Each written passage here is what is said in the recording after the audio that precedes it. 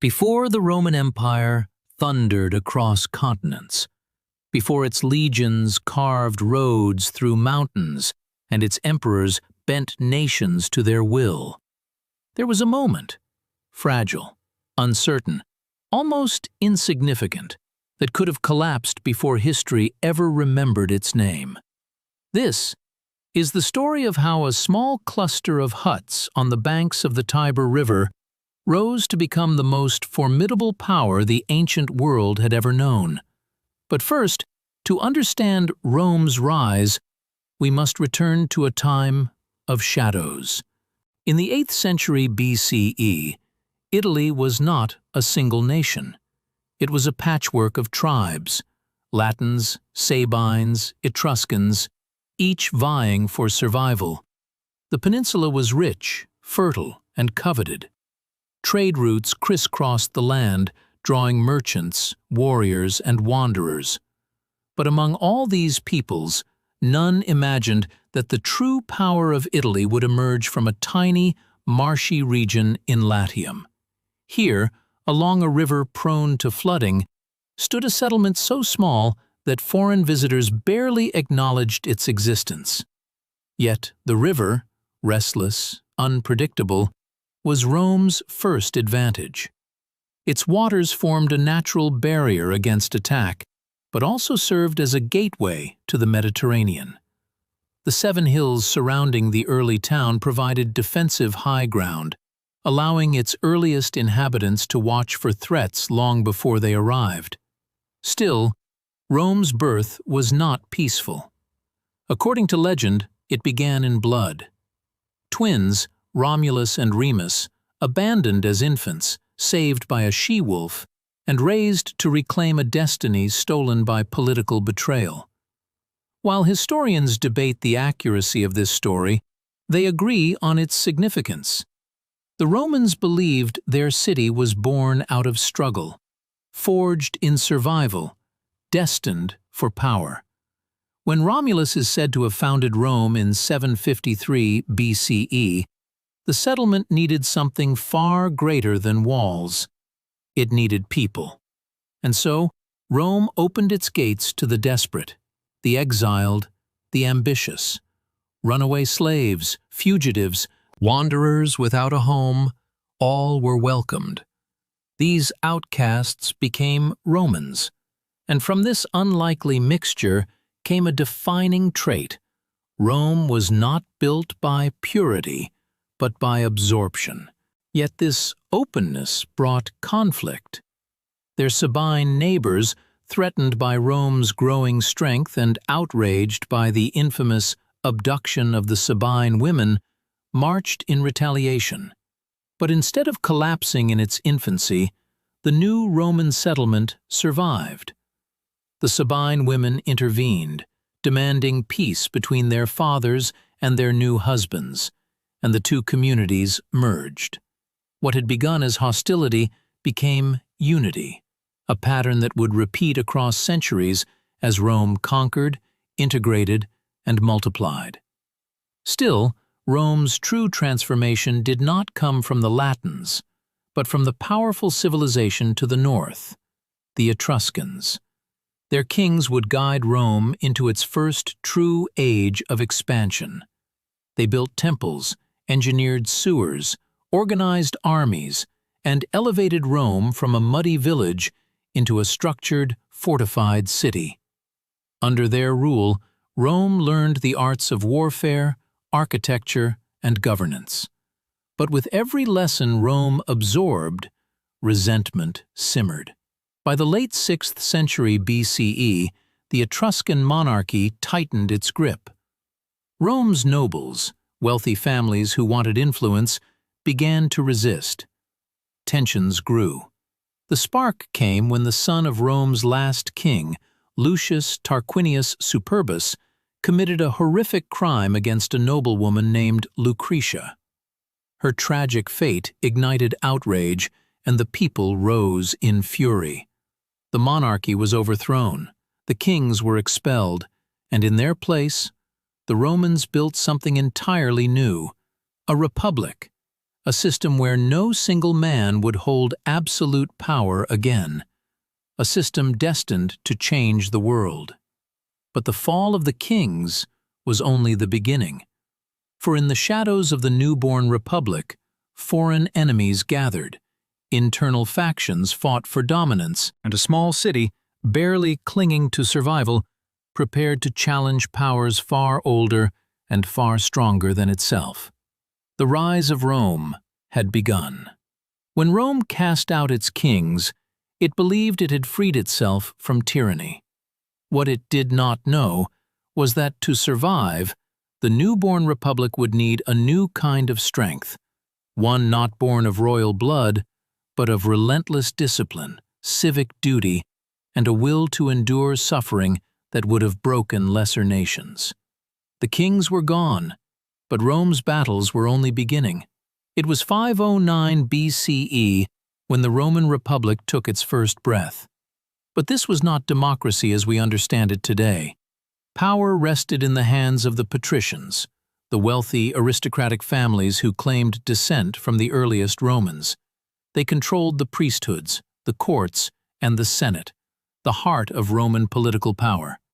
Each year, 2 men, consuls, were elected to lead the state and command the armies, ensuring no single person could rule unchecked.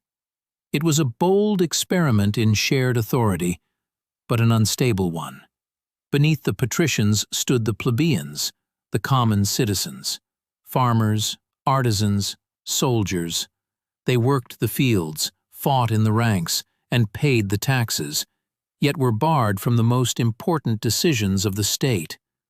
Tension between classes simmered, threatening to tear the fragile republic apart before it could rise. But external danger forced unity. The expelled kings sought allies among Rome's enemies, and soon Etruscan armies marched toward the young republic, determined to reclaim what they had lost. Rome faced annihilation. The Romans fought desperately, but it wasn't skill that saved them. It was resolve. Their legendary stand on the Sublician Bridge, where Horatius Cocles, facing overwhelming odds, defended Rome long enough for his comrades to destroy the crossing, became a symbol of the Republic itself. Battered, outnumbered, but unbreakable. Still, victory did not bring peace. Rome's neighbors, Latin towns, Sabine tribes, and hill peoples like the Aequi and Volsci saw the Republic's growing strength and sought to crush it before it grew stronger. What followed was a century of near-constant war.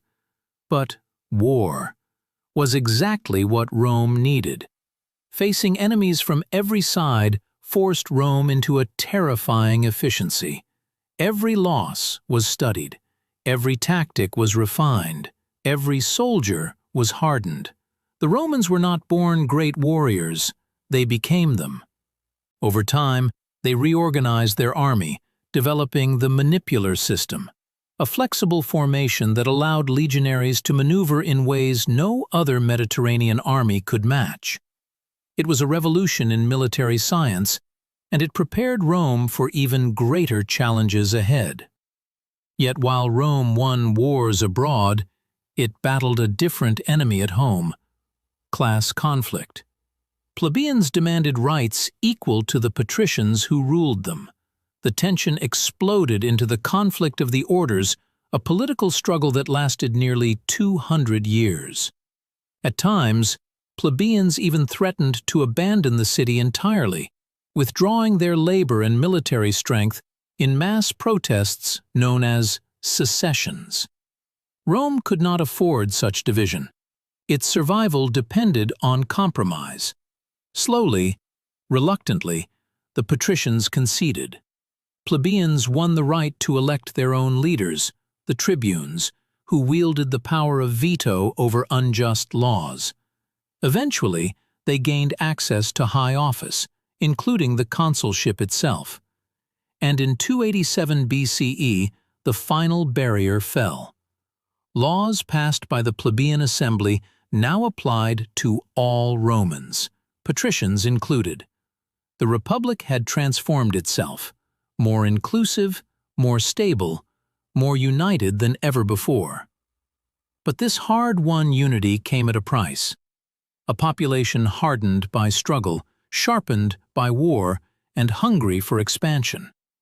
For beyond Rome's borders lay wealthy cities, fertile lands, and powerful enemies. None more dangerous than the city-state that dominated the western Mediterranean. Carthage. Rome was on a collision course with an empire of immense wealth, naval power, and ambition. The clash that awaited them would shape the ancient world and determine the fate of nations. Fire and iron, the Punic Wars. Two rising powers, two visions for the future of the Mediterranean, two giants hurtling toward an unavoidable collision. Rome, dominant on land. Carthage, master of the sea. Neither understood that their rivalry would ignite the most brutal series of wars the ancient world had ever witnessed.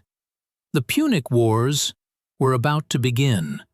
By the early 3rd century BCE, Rome had secured dominance over the Italian Peninsula, but across the sea rose a city unlike any Rome had ever faced. Carthage, founded by Phoenician settlers, enriched by trade, and protected by one of the greatest navies in history. Its harbors teemed with merchant vessels, its coffers overflowed with silver, and its influence stretched across North Africa, Spain, and the islands of the western Mediterranean. The two powers had coexisted uneasily for decades, but when a dispute erupted in Sicily, a land strategically placed between them, war became inevitable. The First Punic War, 264–241 BCE. Rome had never fought a maritime war. Carthage lived on the sea. By all logic, Rome should have lost quickly. But Rome refused to follow logic. They captured a wrecked Carthaginian warship, studied it, reproduced it, and built a navy from nothing in an astonishingly short time. To compensate for their inexperience, they invented the corvus, a boarding bridge that turned sea battles into infantry combat, where Roman discipline could dominate. After over 2 decades of grinding conflict, Carthage was defeated. Rome gained Sicily, its first overseas province. But the victory sowed the seeds of a conflict far more terrifying. For in Carthage, a new generation rose, led by a young commander whose name would one day echo through eternity: Hannibal Barca. His father, Hamilcar, a hero of the First Punic War, made the boy swear a sacred oath to never be a friend of Rome. Hannibal honored it with terrifying devotion. The Second Punic War, 218–201 BCE. It began when Hannibal laid siege to Saguntum, a Roman ally in Spain. Rome demanded he withdraw. He refused.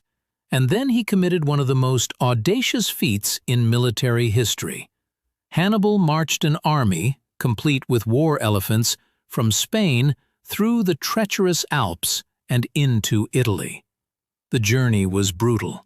Many soldiers died, the elephants struggled, but Hannibal emerged, and Rome trembled.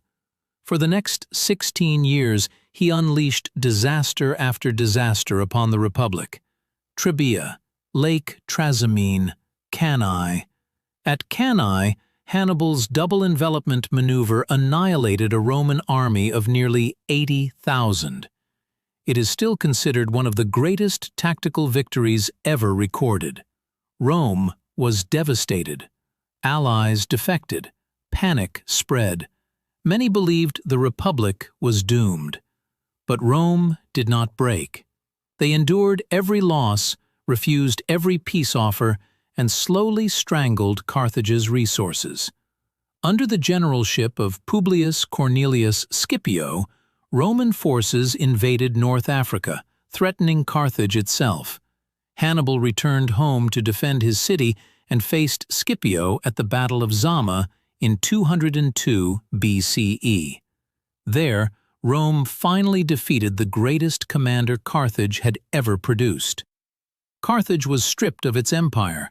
Rome now stood as the unrivaled power of the Western Mediterranean.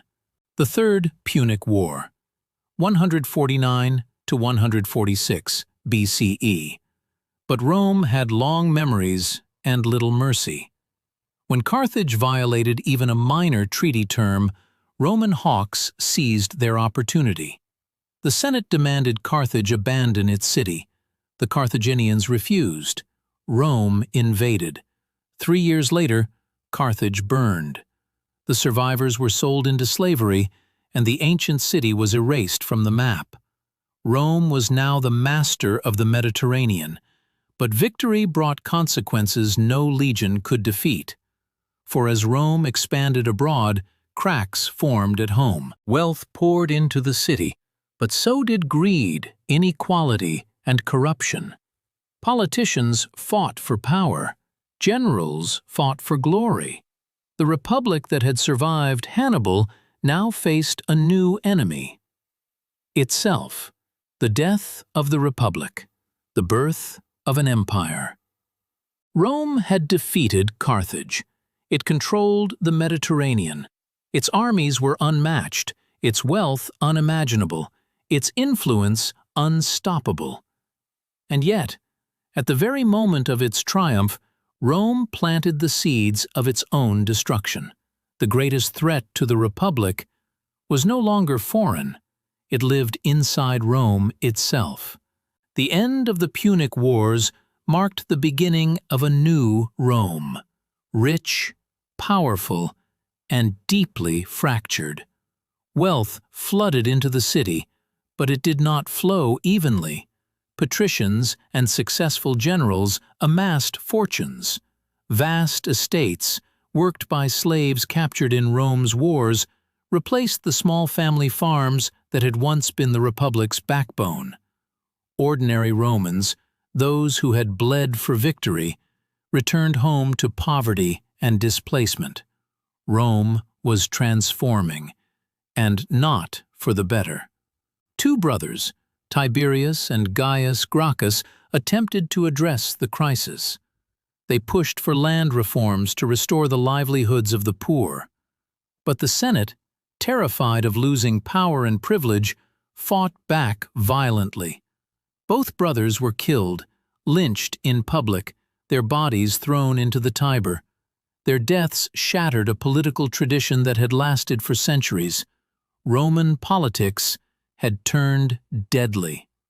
Soon, generals learned a dangerous truth.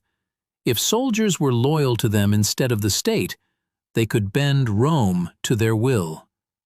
Enter Gaius Marius, a brilliant general who opened the army to the poor, promising them land and wealth.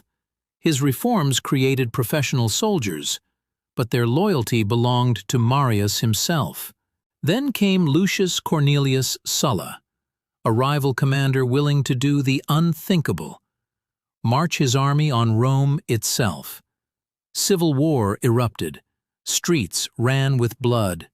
Sulla seized power, declared himself dictator, and carried out brutal purges of his enemies. The Republic survived, but barely. Rome had crossed a point of no return. When Sulla died, his reforms crumbled, but his legacy endured. Violence had become politics, ambition had become destiny. And into this world of chaos was born a man whose name would reshape history. Gaius Julius Caesar. Though born into a patrician family, Caesar understood the common people, the populares. Bold, charismatic, endlessly ambitious, he quickly rose through the political ranks, but it was in Gaul that Caesar truly transformed. From politician to legend. The conquest of Gaul, 58 to 50 BCE. Rome's northern frontier was unstable, threatened by tribes united under leaders like Vercingetorix. Caesar, with unmatched determination, launched a campaign that lasted 8 years. His victories were staggering, his commentaries celebrated him, his wealth and popularity soared, and the Senate grew fearful. They ordered Caesar to relinquish command and return to Rome. If he returned without his army, he would be prosecuted. If he returned with his army, he would be declaring war. On a cold January night in 49 BCE, Caesar approached a small river marking the border of Italy, the Rubicon. To cross it was treason. To turn back was ruin. He stepped into the water. Alea jacta est, the die is cast. Civil war erupted once again. Caesar triumphed over Pompey and his senatorial allies, and in 44 BCE he became dictator for life. But for many Romans, this was a step too far. On the Ides of March, Caesar was surrounded by senators, including men he considered allies, and stabbed to death. They believed they were saving the Republic. Instead, they destroyed the last chance to preserve it. More civil wars followed, and from the chaos emerged a new leader, Octavian, Caesar's adopted son. He crushed his rivals, defeated Mark Antony and Cleopatra at Actium, and returned to Rome holding absolute power. In 27 BCE, the Senate granted him a new title, Augustus, the revered one. He became the first emperor of Rome. The Republic was dead, but from its ashes rose an empire that would dominate the ancient world for centuries. An empire of roads, laws, armies, culture, and power, unprecedented in human history. This is the rise of Rome, a story of ambition and betrayal, of resilience and conquest, of a people who built an empire not by accident, but by sheer, relentless force of will. From a riverbank village to the greatest empire the world had ever known, Rome rose, and history was forever changed.